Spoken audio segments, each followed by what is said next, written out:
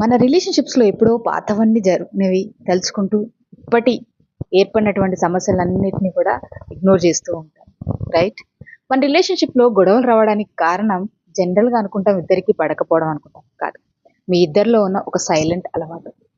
చాలా మంది చేసే అతిపెద్ద తప్పు ఏంటో తెలుసా? Emotional score keeping. అంటే ఏంటో తెలుసా? మనసులో ఒక లెక్కల పుస్తకం పెట్టుకోవడం అనమాట. అంటే లాస్ట్ టైం నేనే సారీ చెప్పాను, ఈరోజు నేనే కాల్ చేశాను, నువ్వు ఆ రోజు ఆ తప్పు చేశావు, ఇలా ప్రతిదానికి లెక్కలు వేయడం. ఇక్కడ కఠినమైనటువంటి నిజం ఏంటో తెలుసా మీకు? మీరు ప్రేమని ఒక బిజినెస్ లాగా మార్చేస్తున్నారు. వ్యాపారంలో లాభ నష్టాలు ఉంటాయి, కానీ రిలేషన్షిప్లో ఇలా లెక్కలు వేస్తే పార్ట్నర్షిప్ కాస్త దివాలా తీయడం ఖాయం. ఈరోజు జరిగే గొడవలోకి 3 నెలల క్రితమో లేదా 3 సంవత్సరాల క్రితమో జరిగిన తప్పును లాగుతున్నారు అంటే మీరు సమస్యను సాల్వ్ చేయాలనుకోవట్లేదు, కేవలం గెలవాలనుకుంటున్నారు. గుర్తుంచుకోండి, రిలేషన్షిప్లో ఒకరు గెలిస్తే ఇద్దరు ఓడిపోయినట్లే.